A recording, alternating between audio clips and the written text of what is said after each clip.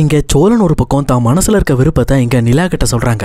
ஆனால் இதை கேட்ட நிலாவும், என்ன சோழன் சொல்கிறீங்க, நம்ம 2 பேரும் சேர்ந்து வாழ்றதெல்லாம் சரி வராது, அதை பற்றி தான் நம்ம ஏற்கனவே டிஸ்கஸ் பண்ணியிருக்கோம்ல, அப்புறம் என்ன திடீர்னு சேர்ந்து வாழ்ந்தா நல்லா இருக்குன்னு சொல்கிறீங்க, அது எப்படி நான் ஏற்றுக்க முடியும் அப்படின்ற மாதிரி இங்கே நிலா கொந்தளிக்கிறாங்க. அப்போ சோழனும், இங்கே பாருங்க நிலா, இப்போ நான் சீரியஸாக தான் பேசிகிட்டு இருக்கேன், என் மனசில் இருக்க லவ்வை இதுக்கு மேலே நான் உங்ககிட்ட சொல்லாமல் இருந்தால் அது சரி இருக்காது. இங்கே பாருங்கள், நான் உங்களை கல்யாணம் பண்ணதுலேருந்து உங்களை விரும்பிட்டு தான் இருக்கேன், ஏன் அந்த கல்யாணம் பண்ணுறதுக்கு முன்னாடி இருந்தே நான் உங்களை விரும்பிட்டு தான் இருக்கேன், உங்களை பார்க்குறதுக்காக தான் நான் சென்னைக்கு வந்தேன், அப்போ தான் நீங்கள் ஒரு கஷ்டத்தில் பாதிக்கப்பட்டு இருந்தீங்க, அப்போ உங்களை காப்பாற்றுறதுக்காக தான் அங்கேருந்து நான் உங்களை கூட்டிகிட்டு வந்தேன், அது மட்டும் இல்லாமல் என்னோட சுயநலத்துக்காகவும் சேர்த்து தான் உங்களை கல்யாணம் பண்ணேன், ஆனால் இப்போ உங்களை விட்டு பிரிய எனக்கு மனசு இல்லை, நீங்கள் என்ன சொல்கிறீங்க அப்படின்ற மாதிரி இங்கே சோழன் கட்டன் ரேட்டாக கேட்டுறாரு. இதை கேட்டவுடனே நிலாவும், இங்கே பாருங்கள், நீங்கள் என்ன சொன்னாலும் சரி, கண்டிப்பாக நமக்கு நடந்த கல்யாணம் செல்லாதது, அதுவும் இல்லாமல் எனக்கு உங்கள் மேலே இந்த மாதிரி எந்த ஒரு ரியாக்ஷனும் வரவே இல்லையே, நான் உங்களை விரும்பவே இல்லை, நான் எப்படி உங்களோட சேர்ந்து வாழ முடியும்னு சொல்லிட்டு இங்கே நிலா சொல்கிறாங்க. அப்போது அடுத்த நிமிஷமே இங்கே வக்கீல்கிட்ட இருந்து கால் வருது சோழனுக்கு. உடனே அவங்களும் வக்கீலை பார்க்க போகிறாங்க. அங்கே போயிட்டு, மேடம் டிவோர்ஸ்க்கு நீங்கள் அப்ளை பண்ணிவிடுங்க மேடம், எங்கள் 2 பேருக்கும் விருப்பம் இல்லை, அதனால் நாங்கள் மியூச்சுவலாக பிரிஞ்சிடறோம் அப்படின்னு சொல்லிட்டு அவங்களும் இங்கே வக்கீல்கிட்ட இன்ஃபார்ம் பண்ணிவிட்டு சோழன் அங்கேருந்து வேகமாக கிளம்பிடுறாரு. இதை பார்த்துட்டு இருக்க நிலாவுக்கு ரொம்ப கஷ்டமாக தான் இருக்குது, பட் இருந்தாலும் அவர் அதை ஏற்றுக்கிட்டு தான் ஆகணும், எனக்கு அவர் கூட வாழ விருப்பம் இல்லை அப்படின்ற மாதிரி அவங்க மனசில் முடிவு பண்ணிட்டு இங்கே வக்கீல்கிட்ட அந்த ஃபார்மில் கையெழுத்து போட்டுட்ருக்காங்க. அப்போது அந்த வக்கீலும், இங்கே பாருங்கம்மா, நீங்கள் கல்யாணம் பண்ணுற விஷயம்லாம் அவ்வளோ ஈஸியான விஷயம் கிடையாது, கல்யாணம் பண்ணிட்டீங்க, இப்போ அதிலிருந்து நீங்கள் பிரிஞ்சிட்டிங்கன்னா மறுபடியும் நீங்கள் எப்பவும் அவ்வளோ ஈஸியாக சேர முடியாது, அதை நல்லா புரிஞ்சுக்கங்க, அதனால் நான் உங்களுக்கு இன்னும் ஒரு நாள் கூட டைம் தரேன், அதனால் நல்லா யோசித்து முடிவெடுங்க, ஒரு டைம் நீங்கள் சைன் போட்டுட்டிங்கன்னா எல்லாமே முடிஞ்சு போயிடுமா, அதுக்கப்புறம் நீங்கள் அவரோட சேர்ந்து வாழ்கிறத பற்றி நினைக்கக்கூட முடியாது அப்படின்ற மாதிரி அந்த வக்கீல் சொல்கிறாங்க. ஆனால் நிலாவும் இதை பற்றி யோசிக்காமல், இல்லை மேடம் நான் கண்டிப்பாக டிவோர்ஸ் வாங்கியே தான் ஆகணும், நீங்கள் சைன் பண்ணிடலான்னு சொல்லிட்டு ஃபார்மை வாங்கி சைன் பண்ணி கொடுத்துட்றாங்க. கொடுத்துட்டு அவங்களும் எப்பவும் போல் வீட்டை பார்த்து போயிட்டுருக்காங்க. ஆனால் இங்கே சோழன் நிலாவுக்கு முன்னாடி போயிடுறாங்க. நிலாவுக்கு முன்னாடி வீட்டுக்கு போயிட்டு ரொம்ப டென்ஷனோடு உட்காந்துருக்காரு. அவரை பார்த்துட்டு இங்கே சேரனும், என்னாச்சுரா, என்ன நிலா கிட்ட எதாவது சொன்னியா, எதா பேசினியா அப்படின்ற மாதிரி கேட்குறாங்க. அப்போ சோழனும், ஆமாண்ணே, என் மனசில் இருக்கிறத அவகிட்ட ஓப்பனாக பேசினேன், ஆனால் அவள் அதுக்கு ஒத்துக்கலை, என்ன அவள் பிடிக்கலன்னு சொல்லிட்டா, என் கூட வாழ்கிறதுக்கு அவளுக்கு விருப்பம் இல்லை, அதனால தான் அவளுக்கு நான் டிவோர்ஸ் கொடுத்துட்டேனே அப்படின்ற மாதிரி சொல்கிறாங்க. இதை கேட்டுட்டு சேரன், பாண்டியன், பல்லவனுக்கும் என்ன பண்ணுறதுனே தெரியல. 3 பேர் அப்படியே மிரண்டு போயிருக்காங்க. கரெக்டாக அதுக்கப்புறம் நிலா வீட்டுக்கு வராங்க.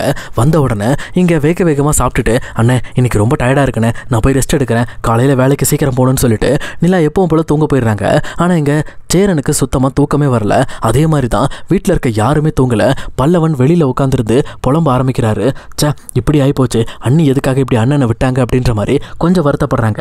அப்போ கரெக்டாக இங்கே சோழனும் பாண்டியனும் வெளியில் போயிட்டு கொஞ்சம் உள்ளே வராங்க. கொஞ்சம் ட்ரிங்க்ஸ் பண்ணிட்டு தான் வராங்க. அப்போ சோழனை பார்த்துட்டு இங்கே பல்லவன் ரொம்ப டென்ஷன் ஆகுறாங்க. அப்போ சோழன்ட்ட போயிட்டு, ஏன்னா இப்படி நீ குடிகாரனாக இருந்தால் எப்படி அண்ணி உன்னை பார்த்து உன் கூட வாழணும்னு நினைப்பாங்க, நீ எப்போ பார்த்தாலும் ஒரு கஷ்டம் வந்தாலும் சந்தோஷம் வந்தாலும் உடனே குடிக்க போயிடுற, இதெல்லாம் தப்பான விஷயம்னு. அதுவும் இல்லாமல் அண்ணியோட மனநிலை என்னன்னு உனக்கு தெரியுமா, இன்னைக்கு காலையில் என்ன நடந்துச்சுன்னு உனக்கு தெரியுமா அப்படின்ற மாதிரி இங்கே பல்லவன் சொல்கிறாங்க. அப்போ இவங்க 2 பேருக்கும் ஒன்றுமே புரியல. அப்போ பல்லவன் இந்த விஷயத்த மனசுக்குள்ளே வச்சு குமரி பயங்கரமாக வெளியே கொண்டு வர்றதுக்காக ட்ரை பண்ணிட்டு இருக்காரு. அப்போ இதை பார்த்துட்டு பாண்டியும், டேய் பல்லவா, நீ ஏதோ ஒரு விஷயத்த மறைக்கிற, காலையில் என்னடா நடந்துச்சு, என்ன பிரச்சனை சொல்லு அப்படின்ற மாதிரி கேட்குறாங்க. அப்போது பல்லவனும், இதுக்கு மேலே நான் மறைக்க மாட்டேன்னு, சொல்லப்போனால் உன்னோட ஆள் வானதி இருக்காங்கல்ல, அவங்களோட அண்ணன் ஆளை கூட்டிகிட்டு வந்து அண்ணியை பற்றி தப்பாக பேசினாங்கண்ணே, அண்ணி இது எல்லாத்தையும் பொறுத்துக்கிட்டு என்னையே அவங்க அடிக்க வந்தப்போ விளக்கி விட்டு சமாதானப்படுத்தி அங்கேருந்து கூட்டிகிட்டு போயிட்டாங்க. ஆனால் அப்போது அன்னைக்கு எந்த அளவுக்கு வருத்தம் இருந்திருக்கும் தெரியுமா, சொல்லப்போனால் நம்ம வீட்டை பற்றியும் நம்ம வீட்டில் அண்ணி குடியிருக்கிறத பற்றியும் அவங்க தப்பாக பேசினாங்க. எனக்கே அதை கேட்குறப்போ ரத்தம் கொதிச்சுது. ஆனால் என்னால் எதுவும் பண்ண முடியலண்ணே, ஆனால் அண்ணியோட மனசுக்குள்ளே இருக்க அந்த கோபத்தை எப்படி நம்ம தீர்க்க போகிறோம் அப்படின்ற மாதிரி இங்கே பல்லவன் அழுறாரு. இதை கேட்டுட்டு இங்கே சோழனும் பாண்டியும் எதை பற்றியும் யோசிக்காமல் வேகமாக கிளம்புறாங்க. ஆனால் சேரன் இங்கே பாண்டியை பிடிச்சி நிறுத்திடுறாரு. டேய் நில்றா, இந்த மாதிரி தேவையில்லாமல் பிரச்சனை பண்ணாதீங்கடா, எதாக இருந்தாலும் பார்த்துக்கலான்னு சொல்லிட்டு இங்கே பாண்டியை பிடிச்சிட்டு விடாமல் இருக்காரு. ஆனால் சோழன் மட்டும் அங்கேருந்து கிளம்பி போயிடுறாரு. அதுக்கப்புறம் சோழனை ரொம்ப நேரம் கழிச்சும் ஆளை காணும். இங்கே வீட்டில் இருக்க எல்லாரும் சோழனை தேடி பார்க்குறாங்க, ஆனால் அவர் கிடைக்கலன்னு சொல்லி விட்டுறாங்க. அதுக்கப்புறம் அடுத்த நாள் காலையில் இங்கே எப்பவும் போல நிலா எந்திரிச்சு வேலைக்கு கிளம்புறாங்க.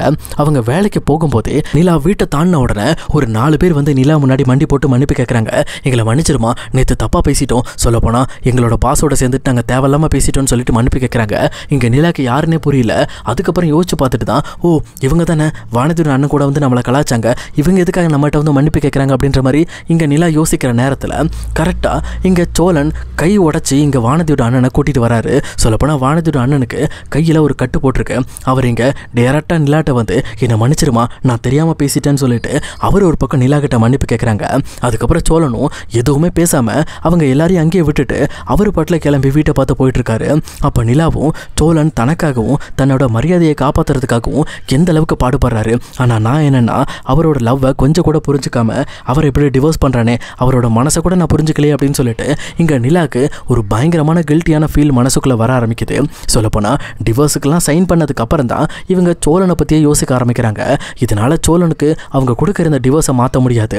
ஆனால் டிவோர்ஸ் முடிஞ்சதுக்கு அப்புறம் கூட இவங்க லவ் பண்ணுறதுக்கு வாய்ப்பு இருக்கா, இவங்க 2 பேரும் சேர்ந்து கல்யாணம் பண்ணுறதுக்கும் வாய்ப்பு இருக்கா அப்படிங்கிறத இனி வரப்போகிற எபிசோடில் நம்ம கண்டிப்பாக பார்க்கலாம் கைஸ்.